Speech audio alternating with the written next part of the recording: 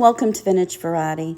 Today I'm going to be doing a craft with me. I'm going to be making some relatively simple earrings using products from Beebeecraft. I'll also be doing some giveaways. I'm going to give away kits to my viewers to make these lovely little earrings. If you're interested in receiving one of these kits, simply comment below and your name will be put into a drawing. For the first earrings that I'm going to make today, I'm going to be using these metallic rosettes. Along with these earring backs, you can see it has a flat part and the post. I didn't film it, but I also made another earring using those materials along with these beautiful floral beads, and I'll show you an example of that and how I made those. For the longer dangling earring, I'm going to use these beads. I really like the shape of them. I'll also be using the faux glass pearls, some earring wires, a head pin, and these tiny bead caps. I already had these. Most of these supplies you can find on Beebeecraft. I will put a link to their website along with the supplies that came from them that I'm using today in the description box below the video. I'm also going to be using some wire cutters and some round nose pliers. If you don't already own these, you can get them at any craft store. Last of all, I'm going to be using GS Hypo Cement glue. This is for jewelry, beading, and hobbies. This is a glue that is really good to use on jewelry. If you don't have this glue, you can also use E6000. I will be giving away kits for these earrings. All you have to do is to comment below the video that you would like to be put into the drawing. The kit will not come with glue, and of course, it's not going to come with the pliers. You most likely won't need the wire cutters, but it is a good idea if you want to make the dangling earrings that you do have some round nose pliers. So let's get started. The first earring is relatively simple. I'm just going to add some of this glue to the earring post back, and I'm going to let that set for a few minutes so it can get tacky.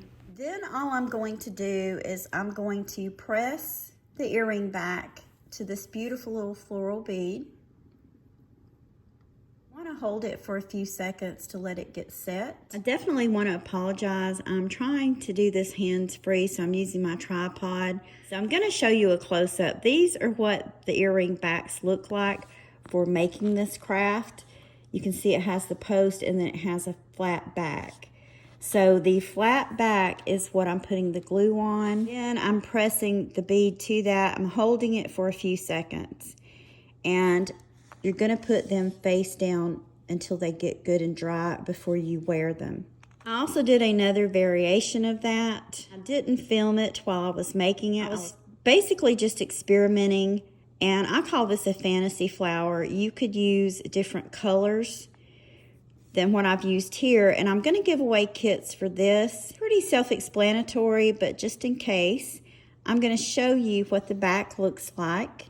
What I've done here, I've applied the glue on the inside of this flat back. Then what I've done is I've took the back after I put the glue on it, and very carefully I pushed it through this flower bead. I just very gently pressed it.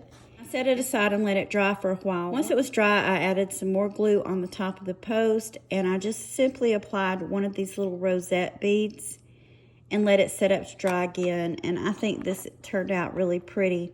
Now I'm going to show you how I made these earrings. The first thing I'm going to do is I'm going to take this head pin. I've cut this to about 1 inch long, and I'm just going to thread the pearls onto it.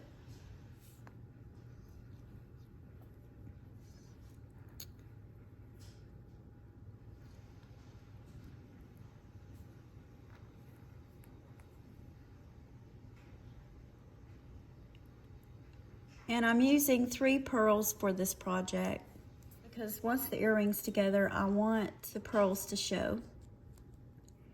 Then I'm simply going to thread this on here, and you can see how the pearls show like little stamens. I'm also going to add the gold tone bead cap on top of that. I just think that dresses it up a little more and it looks really pretty. So that gives you an idea of what it's going to look like. I'm I'm going to take my needle nose pliers and I'm going to grip it just like this. You want to hold on to this tight. I'm applying pressure at the bottom and I'm just going to make a loop. This is what the loop looks like that I made. It's very easy to make this loop. You grip the end with your pliers. If you hold on to the end of the wire with your pliers and just give the wire a little bit of twist, it will make a loop. And once you've made that loop, if it's not as straight as you want, all you have to do is bend it a little bit to straighten it out. This is how it ends up looking once you've straightened it out. It's pretty simple. If you've never done this before, I suggest getting a pair of needle nose pliers that are used for jewelry making and just buy some jewelry craft wire and practice on it. Another good place to go to get supplies like this, sometimes they have the pliers, is the Dollar Tree store. They usually have the jewelry wire. It just depends on the store in your area. I'm going to also use the needle nose pliers and I'm going to open up the loop on the ear wires just a bit so that I can loop that through the loop that I made on the head pin. This is really difficult to do on camera. I've got my camera set up on my tripod, but I'm going to tell you guys, it is not easy. This is the loop on the ear wire. All you have to do is open this loop up just a little, not much, to slip it through the other loop. That's what it's going to look like. Then you'll take your needle nose pliers and just tighten that back up. I wanted to give you guys a close-up view of how these earrings turned out. I think they look really pretty. Adding the bead caps to the top of the beads made it look almost like leaves growing around the flower. Then we have the pearls that hang down in the center that make the stamens. I think these turned out rather good. I do like to make my own jewelry. I'm not as good at it as many people I've seen. For example, I don't know if you guys have watched her or not, but Lady Sylvia does some absolutely gorgeous beadwork and makes some very beautiful artistic pieces of jewelry. All of the items that I used in this content today are available for sale on Beebeecraft's website. If you're interested in receiving your own kit to make earrings, definitely leave me a comment, let me know. I may not have content up for next weekend. If not, I will have something up the following week.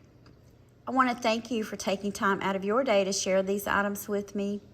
If you haven't already, please give me a thumbs up, subscribe, and ring the bell for notifications on more content about collecting vintage and antique items.